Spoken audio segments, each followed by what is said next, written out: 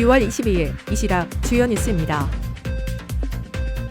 SK하이닉스는 유가증권 시장 시가총액 1위에 오르며 삼성전자를 제치고 대장주 자리를 차지했습니다. 금융감독원장이 미래에셋증권의 스페이스X IPO 물량 배정 무산 사태를 두고 직접 강도 높은 발언을 쏟아냈습니다. 메리츠금융그룹이 홈플러스 최대 주주인 MBK가 책임을 증명할 차례라는 입장을 냈습니다.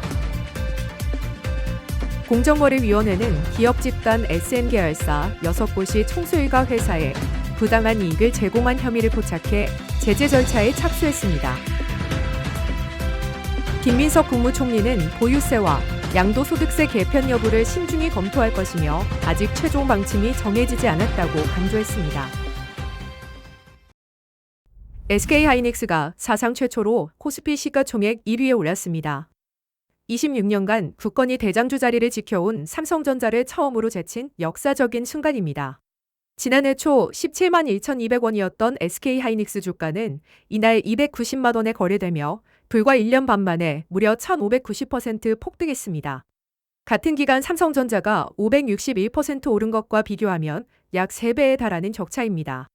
실적 전망치에서도 SK하이닉스의 매출 증가율은 1년 전 대비 239.82%로 삼성전자의 108.43%를 2배 이상 앞질렀습니다.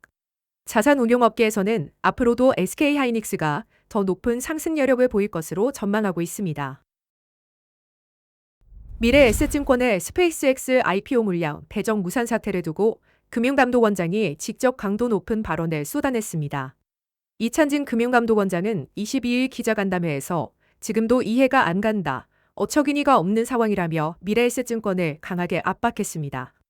이 원장은 청약을 위한 자금이 모두 모이고 환전까지 완료된 상태를 직접 확인했다고 밝혔습니다. 그러면서 배정이 이뤄지지 않은 것은 금감원과 직접적인 관련이 없다고 선을 그었습니다. 다만 환율에 단기적으로 미칠 영향을 살펴본 것은 사실이라면서도 미래에셋에 직접적으로 지시한 것은 아니라고 해명했습니다. 이 원장은 투자자들의 자금이 묶여 불편이 발생한 만큼 향후 이런 사태가 재발하지 않도록 검사 결과를 공유하겠다고 강조했습니다. 홈플러스 회생을 둘러싼 메리츠금융그룹과 MBK 파트너스의 갈등이 격화되고 있습니다. 메리츠는 22일 입장문을 통해 홈플러스 위기는 지난 10년간 MBK가 투자금 회수에만 몰두한 경영에 참담한 결과라고 직격했습니다.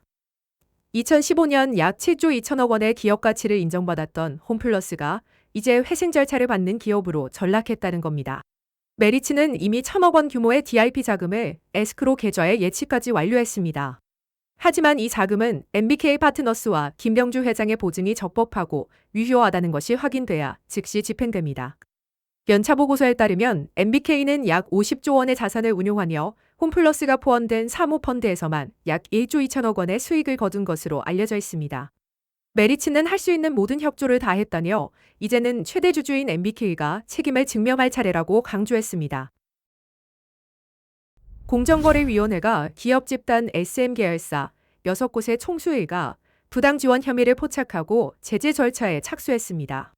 SM그룹 계열사인 SMAMC 투자대부와 삼환기업은 2022년 12월 수익성이 높은 첨안청정동 아파트 개발 사업 기회를 총수 2세의 개인회사 HNENC에 넘긴 혐의를 받고 있습니다.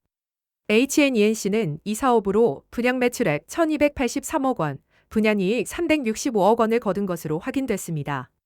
또한 SM상선과 SMI플러스는 HNENC에 SM상선은 삼남아이다스의 정상금리보다 훨씬 낮은 금리로 자금을 대여해 부당한 이익을 제공한 것으로 드러났습니다. 이번 사건의 총 지원 금액은 약 182억 원에 달하는 것으로 산정됐습니다.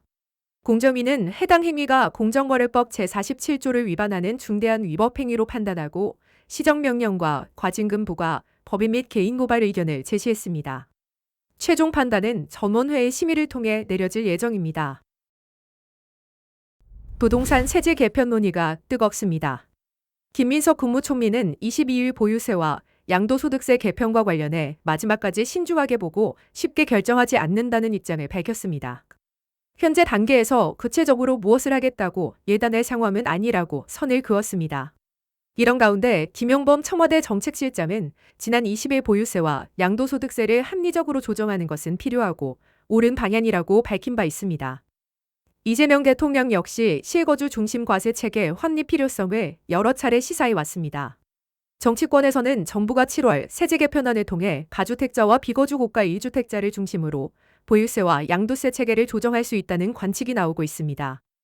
정부의 최종 방침이 언제 결정될지 주목됩니다.